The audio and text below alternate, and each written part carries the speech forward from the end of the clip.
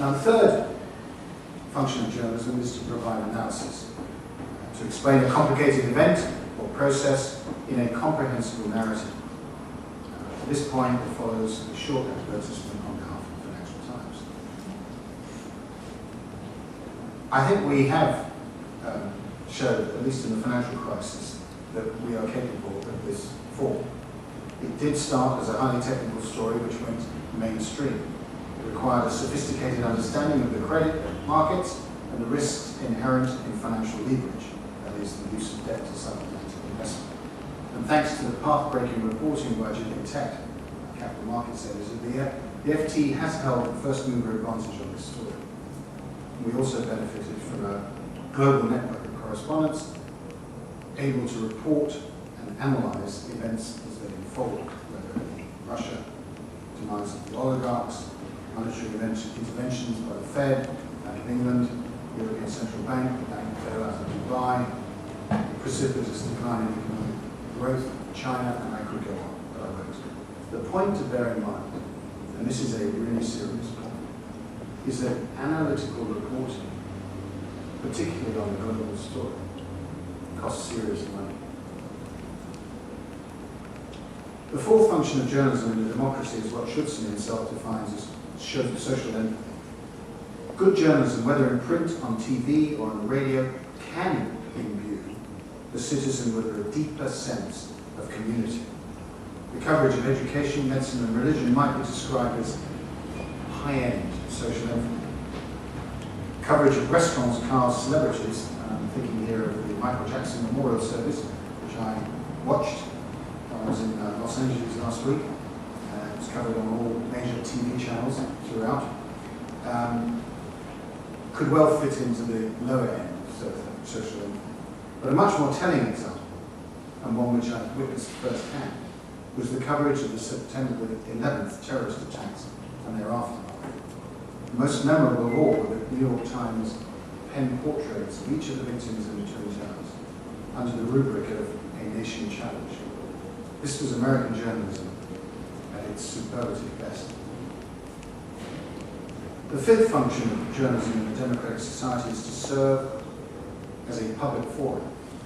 Now, the most basic form in the mainstream press is the space of letters to the editor, but a much more recent and important innovation, starting in the US in the 70s, but now taken up in Britain, was the creation of an op-ed page.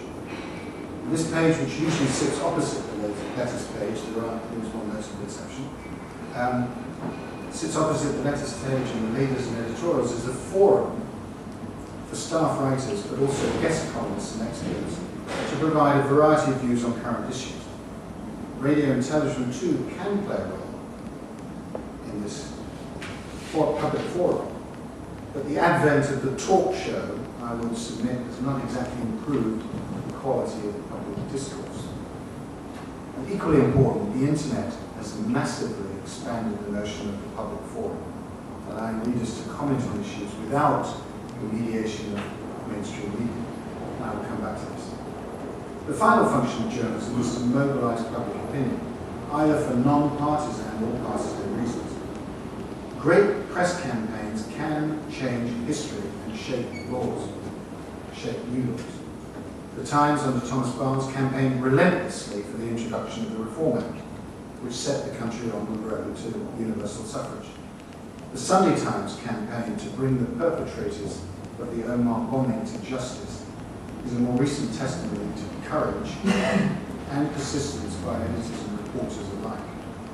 Recent tabloid campaigns to ban plastic bags, stop the introduction of ID cards, or impose some accountability on Haringey Social Services and the Baby P case have all had a direct influence on British government policy.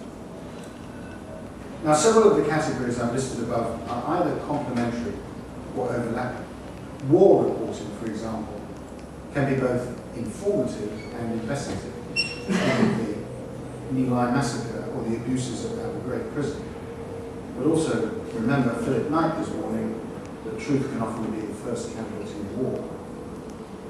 Investigative journalism can also have a campaigning quality. Think of the Sunday Times thalidomide stories. The value of these different forms of journalism and why they matter becomes really clear when we look at countries where those same activities are either banned or severely curtailed.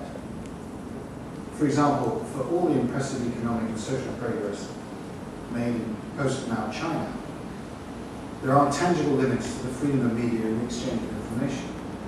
The authorities remain extremely sensitive about coverage of dissent in any form, whether it be the Falun Gong, Tibetan separatists, or families complaining about lax building regulations in the aftermath of the Sichuan earthquake.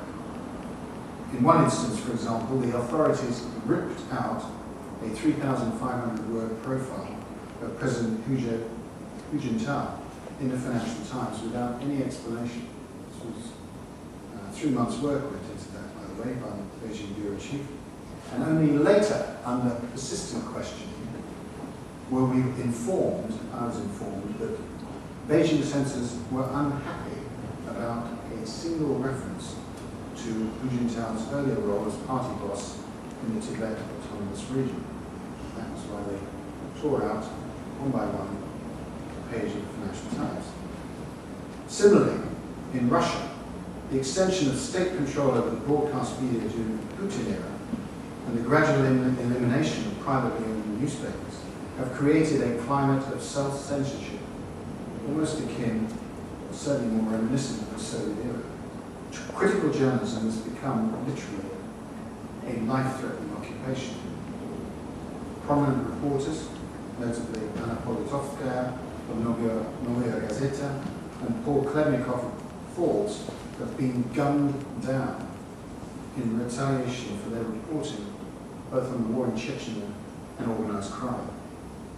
And overall, as the Committee for the Protection of Journalists has noted, some 20 journalists have been killed on the job in Russia since 2000. So to sum up,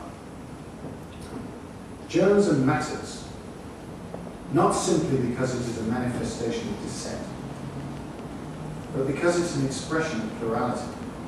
Open societies not only tolerate alternative views, they understand that different poles of opinion are the lifeblood of a healthy democracy based on representative government.